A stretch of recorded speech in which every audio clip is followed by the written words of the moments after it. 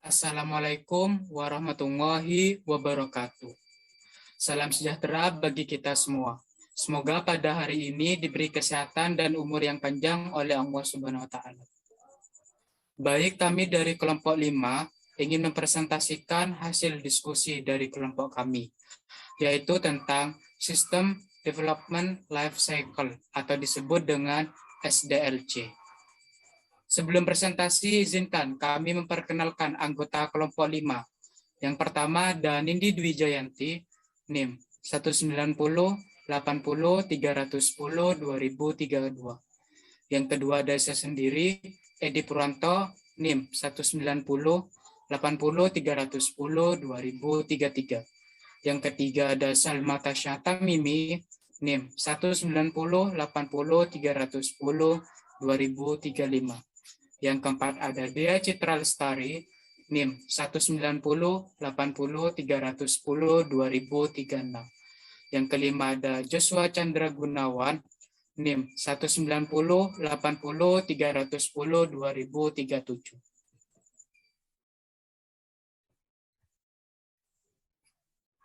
Baik, untuk yang memaparkan slide selanjutnya, saya persilahkan.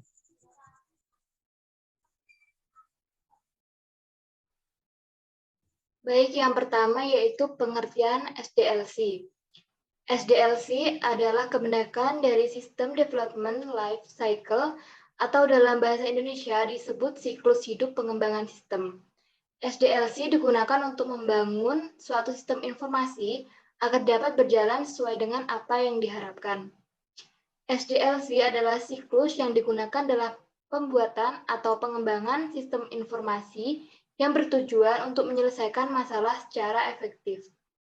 Dalam pengertian lain, SDLC adalah tahapan kerja yang bertujuan untuk menghasilkan sistem berkualitas tinggi yang sesuai dengan keinginan pelanggan atau tujuan dibuatnya sistem tersebut.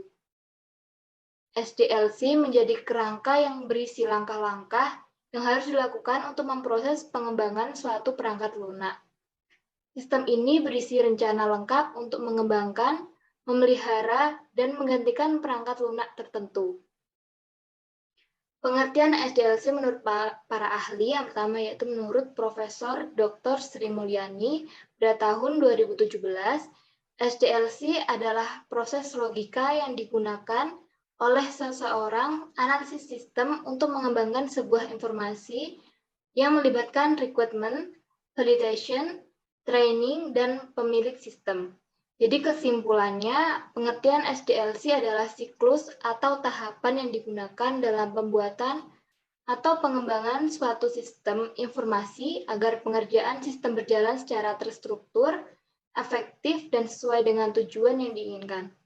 Kemudian yaitu fungsi SDLC. Sangat sulit untuk membuat sebuah perangkat lunak tanpa perencanaan yang maksimal. Beberapa teknik dalam mengembangkan perangkat lunak terus dikembangkan hingga kini. Masih banyak perdebatan mengenai metode yang paling baik dan paling sesuai untuk segala tipe perangkat lunak. Meski demikian, ada perencanaan lebih baik daripada tidak ada perencanaan sama sekali. Dilihat dari berbagai sisi, SDLC memiliki banyak fungsi. Antara lain, yang pertama yaitu sebagai sarana komunikasi antara tim pengembang dengan pemegang kepentingan. Yang kedua yaitu membagi peranan dan tanggung jawab yang jelas antara pengembang, desainer, analisis bisnis, dan manajer proyek. Kemudian fungsi lain dari SDLC ialah dapat memberikan gambaran output dan output yang jelas dari suatu tahap menuju tahap selanjutnya. Selanjutnya akan dilanjutkan oleh teman saya. Baik, selanjutnya adalah tahapan dari SDLC. Tahapan yang pertama adalah analisis sistem. Pada tahap ini, sistem akan dianalisis bagaimana akan dijalankan nantinya.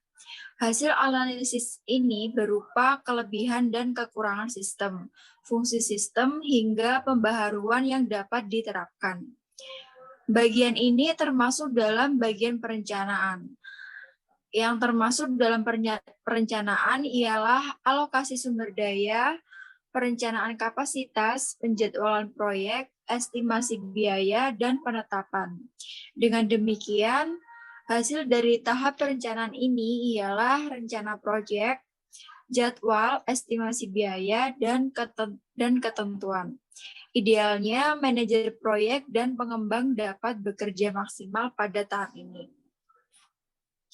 Lalu tahapan yang kedua adalah tahapan perancangan sistem. Setelah persyaratan dipahami, perancangan dan pengembangan dapat mulai mendesain software. Tahapan ini akan menghasilkan prototipe dan beberapa output lain meliputi dokumen berisi desain, pola, dan komponen yang diperlukan untuk mewujudkan proyek tersebut. Setelah spesifikasi, kemudian dilakukan perancangan sistem sebagai tahap kelanjutannya. Tahap ini ialah tahap di mana seluruh hasil analisis dan pembahasan tentang spesifikasi sistem diterapkan menjadi rancangan atau cetak biru sebuah sistem. Tahapan ini disebut sebagai cetak biru di mana sistem sudah siap untuk dikembangkan mulai dari implementasi, analisis sistem, hingga tenaga pendukung sistem yang akan dikembangkan. Lalu tahapan yang ketiga adalah tahapan pembangunan sistem. Pengembangan sistem ialah tahap di mana rancangan mulai dikerjakan, dibuat, atau diimplementasikan menjadi sistem yang utuh dan dapat digunakan. Jika diibaratkan bangunan, tahap ini merupakan tahap membangun. Tahap ini memakan waktu cukup lama karena akan muncul kendala-kendala baru yang mungkin dapat menghambat jalannya pengembangan sistem. Pada tahap ini, perancangan bisa saja berubah karena satu atau banyak hal. Tahap selanjutnya ialah memproduksi perangkat lunak di bawah proses pengembangan. Menurut metodologi yang sudah digunakan, tahap ini dapat dilakukan dengan cepat. Output yang dihasilkan pada tahap ini ialah perangkat lunak yang telah berfungsi dan siap diuji. Tahap selanjutnya akan dijelaskan oleh rekan saya. Baik, selanjutnya saya akan menjelaskan tahap keempat, yaitu tahap pengujian sistem. Sesudah sistem selesai dikembangkan, sistem harus melalui pengujian sebelum digunakan atau dikomersialisasikan. Tahap pengujian sistem harus dijalankan untuk mencoba apakah sistem yang dikembangkan dapat bekerja optimal atau tidak. Pada tahap ini, ada beberapa hal yang harus diperhatikan, seperti kemudahan penggunaan sampai pencapaian tujuan dari sistem yang sudah disusun sejak perancangan sistem dilakukan. Jika ada kesalahan, tahap pertama hingga keempat harus diperbarui, diulangi, ataupun dirombak total. Tahap tes SDLC ialah bagian paling penting dalam rangkaian pembuatan sebuah perangkat lunak, karena sangat tidak mungkin mempublikasikan sebuah software tanpa melalui pengujian terlebih dahulu. Beberapa pengujian yang harus dilewati antara lain kualitas kode, tes fungsional, tes integrasi, dan tes performa dan tes keamanan. Untuk memastikan pengujian berjalan teratur dan tidak ada bagian terlewati, tes dapat dilakukan menggunakan perangkat continuous integration seperti CodeSheet. Dari tahap ini akan dihasilkan perangkat lunak yang telah dites dan siap untuk disebarkan ke dalam proses produksi. Selanjutnya, tahapan kelima yaitu implementasi. Implementasi dan pemeliharaan merupakan tahap akhir dalam pembuatan SDLC. Di tahap ini, sistem sudah dibuat, diuji coba, dan dipastikan dapat bekerja optimal. Setelah tahap pembuatan selesai, dilakukan implementasi dan pemeliharaan oleh pengguna. Pemeliharaan sangat penting untuk memastikan sistem bekerja dengan optimal setiap saat. Untuk implementasi sendiri, langkah yang harus dilakukan adalah sebagai berikut. Yang pertama yaitu melakukan survei dan penilaian terhadap kelayakan sistem yang sudah dikembangkan. Yang kedua, menganalisis dan mempelajari sistem yang sudah ada dan sedang berjalan. Yang ketiga, melakukan pemecahan masalah dalam pengembangan sistem. Yang keempat, menentukan penggunaan hardware dan software yang tepat. Yang kelima, merancang dan mengembangkan sistem baru. Dan yang terakhir, yang keenam, yaitu memelihara dan meningkatkan sistem yang baru jika diperlukan. Fase ini disebut juga sebagai tahap penyebaran. Pada tahap ini, software disebarkan setelah melewati proses yang melibatkan beberapa persetujuan manual. Tahap ini dilakukan sebelum menurunkan software ke produksi. Proses penyebaran dapat dilakukan menggunakan application release automation atau ARA sebelum masuk ke proses produksi. Output yang didapat dari tahap ini adalah perangkat lunak yang siap untuk diproduksi secara massal. Selanjutnya tahapan ke-6 yaitu pemeliharaan sistem. Pemeliharaan sistem yang sudah dibuat sangat penting untuk referensi di kemudian hari.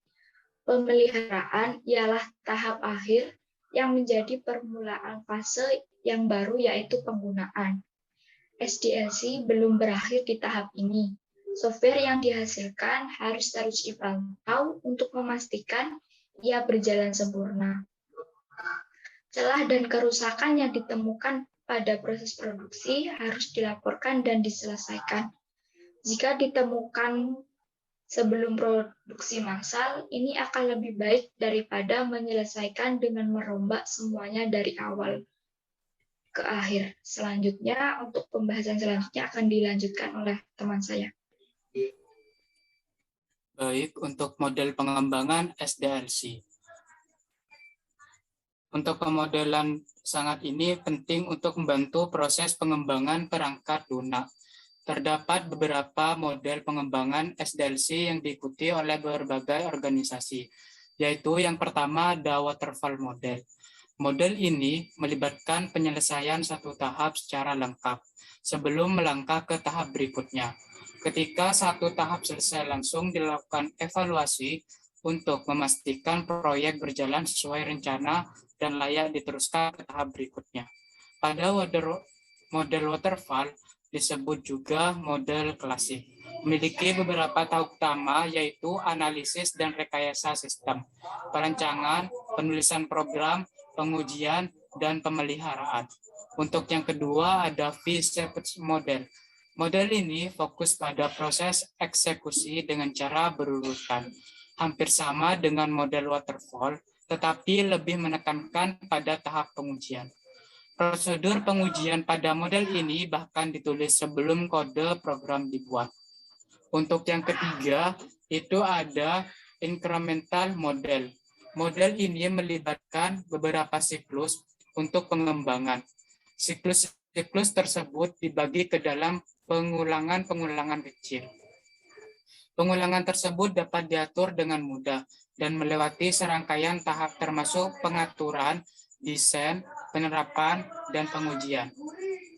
Dan untuk selanjutnya akan dibahaskan oleh teman saya.